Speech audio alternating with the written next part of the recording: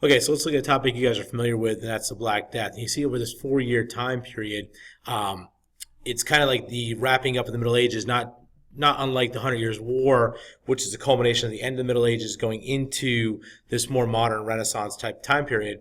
But with the Black Death, it's also going to force people to look at society and life in a whole different manner, as you guys are very, very familiar with. And the death and I want to say destruction, but it's not like country destruction. It's just destruction of human life is so amazingly great at this time period that it's going to have this major shift that we're going to focus on as we move through this class. Okay, so obviously we know what the culprits are. Bacteria, bacteria that is in the fleas and multiplying in the flea's body, that is coming from the rats. Okay, the rats are being bit by the fleas that are carrying the bacteria, and of course then those fleas have to get rid of the bacteria because it's too much inside their stomach, and they're going to bite humans. And again, the lack of sanitation, the uncleanliness of the Middle Ages was so terrible. And of course, then you think about the trade routes, and this is more an AP World History concept, but the trade routes, the Silk Road trade routes, the early versions of the Indian Ocean basin trade routes, where these Asian traders were moving goods across Europe, Asia into Europe, or across the Indian Ocean into Africa and into Europe. It's a quick spread of disease. And understand this bubonic plague, excuse me, has happened before. It devastated China, so it's not uncommon.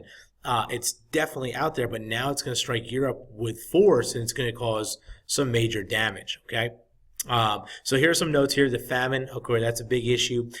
Farming was gone. They went through this issue where there was too much rain, which does not allow for crop yield. So what that's going to do is weaken humans. There's not enough food, so you have starvation, susceptibility to disease, lack of birth, okay? And eventually it's going to get to a point where on top of the lack of sanitation, really Europe is in a point where devastation can come in, a disease can come in and really wipe out the people. Now, you look at the Black Plague, obviously it's terrible what happens, how many people are going to die, but on the flip side, it's also a good thing, because it's going to make them really look at their society and have to make some extreme changes, okay? The plague reaching Constantinople, again, along the trade routes, okay? You're talking about Constantinople as this in-between right here between what is Asia and what is... All right, so once that movement goes into Constantinople, you can see the trade routes that are going into Venice, into the Adriatic here, across through Sicily, Genoa, and of course the southern part of France and Spain. And eventually that's going to spread. And if you look up here, and again, more AP World History type deal, with the Mongols, the Golden Horde, pushing it across the northern reaches of the Middle East, what is modern-day Russia, and into Eastern Europe. So it's going to spread relatively quickly.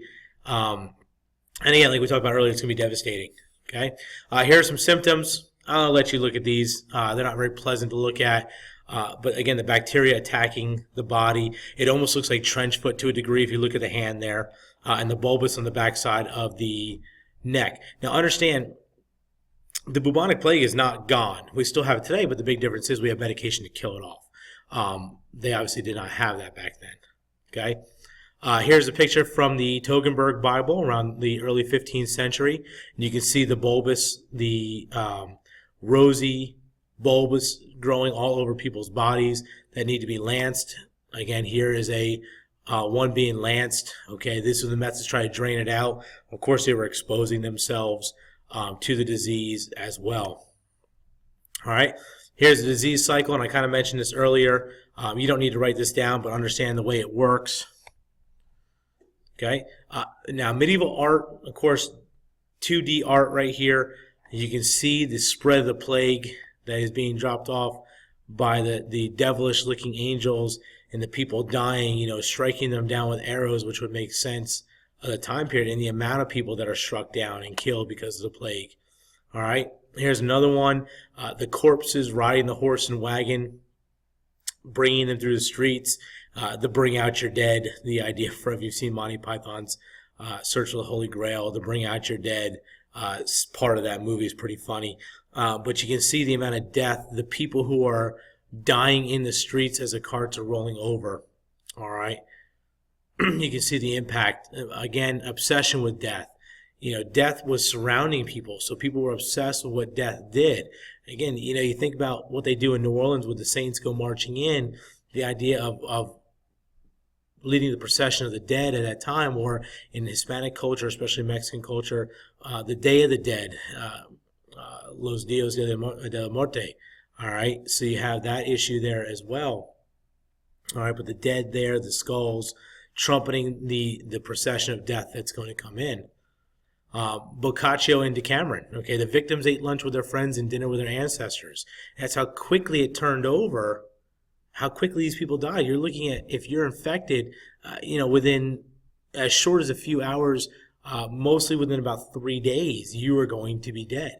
And that's how quick the turnover was. And people just, it was debilitating. All right. The Danse Macabre. All right, again, seeing the dead walking in and overtaking the living of the time period. All right, the spread, the definite spread of the disease and where they were, where they didn't go, and how long it took. You can see by June of 1348, it is completely overwhelmed the Mediterranean and into France and parts of the Holy Roman Empire. And of course, it spreads by 1349.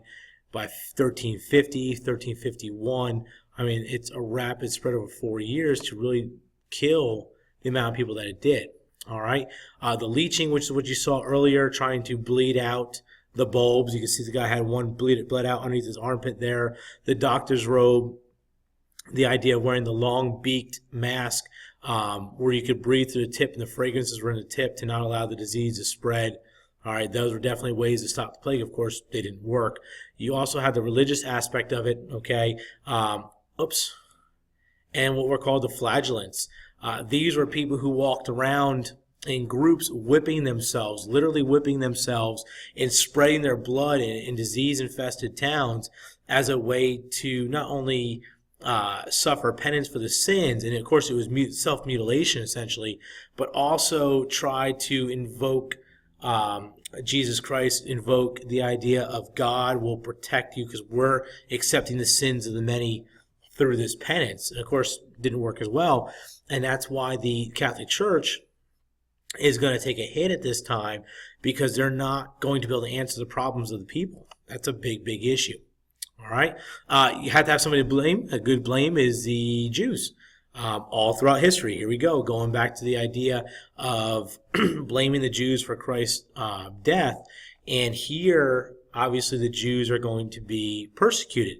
The pogroms, the mob persecution of the Jews, singling them out. You can see them having to wear a marker like the Nazis gave the Jews during the Holocaust, or a specific type of hat here like was given again by the Nazis to the Jews during the Holocaust.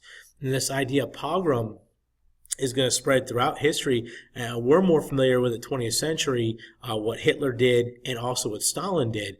But understand, this was not uncommon. This is going to happen during the Spanish Inquisition, which is, not 100 years after this. It's going to be constant persecution of the Jews as we move forward. All right. The major theme that death isn't triumphant. Okay.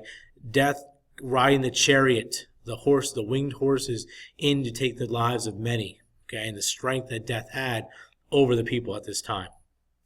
Here's an idea of the mortality rate. It's, depending on what sources you look at, anywhere between 35 and 70%, but 25 million people dead. That major wiping out of the population made them reconsider how their life should be run and what they should be doing. So the question we're going to ponder, think about it. What are the political, economic, and social effects of the Black Death? So go ahead and answer that question at the end of your notes, and we'll discuss this when we get into class.